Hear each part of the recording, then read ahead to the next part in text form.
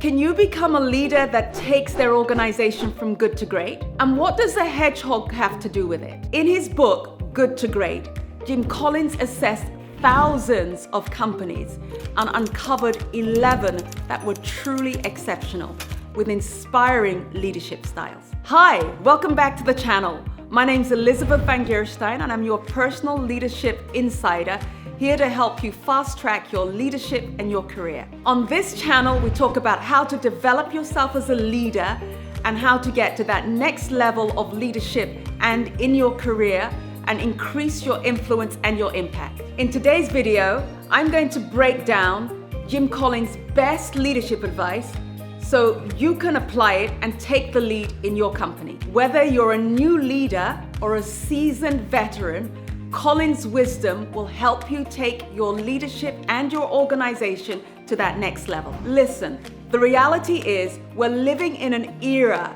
of accelerated disruption and technological breakthroughs. Everywhere we turn, there's volatility.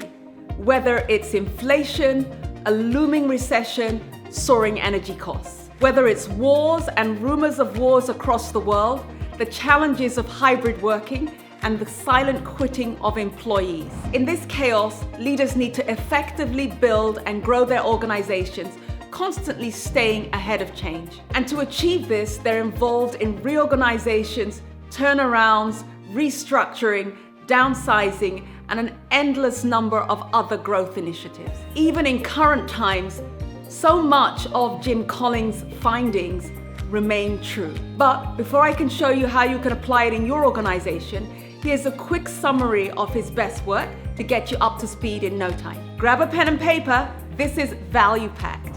What makes great companies tick? The map. A brief tour. There are inputs and there are outputs. The inputs define the path, how you get there. The outputs define the destination. They define what a great company is. The inputs unfold in stages. Stage 1, Stage 2, Stage 3, Stage 4. Disciplined people, disciplined thought, disciplined action, building greatness to last. Stage 1, disciplined people, begins with cultivate level 5 leadership.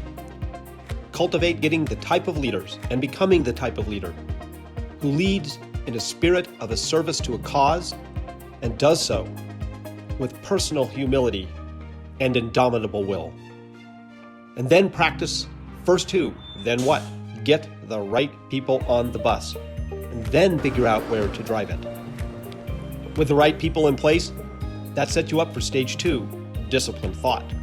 First, you embrace the genius of and reject the tyranny of or. You look for how you can have purpose and profits, long-term and short-term, execution and innovation, and so forth. The genius of and then sets you up for confront the brutal facts. To do so within the context of the Stockdale paradox, confront the brutal facts and retain unwavering faith that you can and you will prevail in the end. And finally, in disciplined thought, clarify a hedgehog concept. Make a series of disciplined decisions consistent with what you are passionate about, what you can be the best in the world at, and what drives your economic engine. And these decisions then begin to build momentum, which leads us right to Stage 3, disciplined action, which begins with building momentum by turning the flywheel.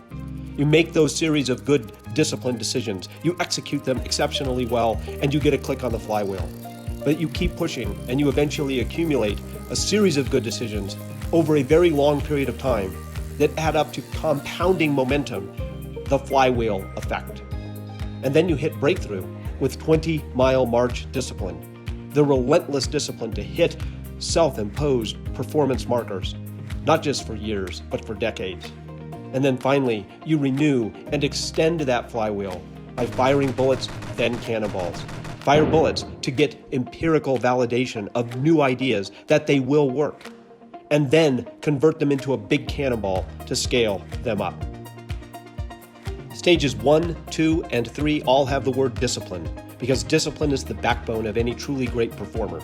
Disciplined people who engage in disciplined thought and who take disciplined action. And this leads you to truly great results. But to make that last, we need to go to stage 4, building greatness to last, which begins with the principle, practice productive paranoia. Don't die. The only mistakes you can learn from are those that you survive. And understand the 5 stages of decline from How the Mighty Fall so that you can stay out of them.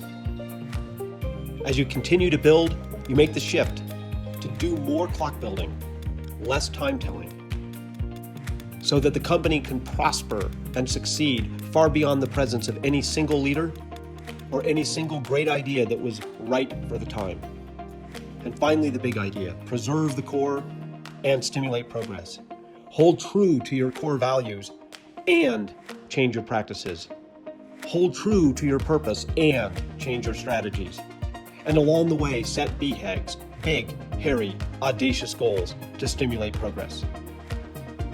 Finally, at the end of the input principles, we have a 10x multiplier. It's an amplifier of everything else in the framework. The principle of return on luck. It's not about being lucky. It's about what you do with the luck that you get, your good luck and your bad luck. About 50% of great leadership is what you do with the unexpected. And when this amplifies everything else in the framework, that leads to truly spectacular results. And so with all these input principles in place, we now turn to the question of what are the outputs? What is the destination? A great company achieves 3 outcomes. 1, superior results. You win at your game. 2, distinctive impact. You make an indelible imprint on the world that you touch. And 3rd, lasting endurance. Being able to do this over a very long period of time. So, let's recap. The first thing you need is disciplined people. No organization can thrive without the right people in the right roles and without level 5 leaders. These leaders, which he refers to as level 5 leaders, are characterized by their humble nature, their ability to make difficult decisions, and their focus on the long-term success of their companies. So if you are aiming to become such a leader, it's important that you're willing to learn from your mistakes and, dare I say it, overcome your fear of failure. Therefore, you should always be looking for ways to improve. You must be able to build a team of disciplined people around you by creating an environment that promotes empowerment, self-motivation, and a sense of purpose. Let me know in the comments how you're currently finding the environment in your team or in your organization. The second critical aspect of great leadership is having disciplined thought. You can develop your team or your organization towards disciplined thought if you can develop a culture of discipline. In this culture, you must consistently apply rigorous thinking processes. And first and foremost, you should hold yourself to clear standards of performance. This also includes being willing to question your own assumptions and your biases, and to question your own decision-making processes. In order to establish this culture of disciplined thought, it's key that you do 3 things. Embrace and instead of or. Purpose and profit. Short-term and long-term perspectives. Excellent execution and innovation. Number 2, know your numbers and confront the brutal truth. Number 3, define your hedgehog. According to Jim Collins, companies that are the best in the world have a very clear idea of what they can be the best in the world at, their hedgehog concept, as well as what drives their economic engine and what they're deeply passionate about. You see, a fox is clever and knows many things, yet the hedgehog knows one thing really well, and that is how to protect itself with its quills. The hedgehog concept is a framework for companies to identify their unique capabilities and to focus on them in order to achieve long-term success. This encourages companies to identify their core competencies, which are the things they do better than anyone else. And by the way, you can apply these frameworks and this concept to every single team in every key functional area in your organization. Number 3 is having disciplined action. This means you must develop your systemic ability to translate thoughts and decisions into systematic actions. And you do that by having a clear plan, measurable goals, and sticking to the plan no matter, even when it gets tough. A very important aspect of this brings us back to people.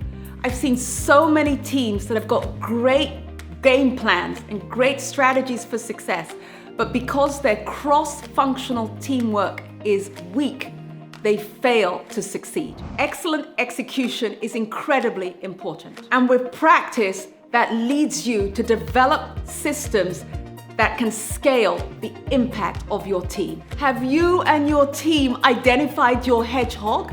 And how are you implementing these through disciplined thought and action?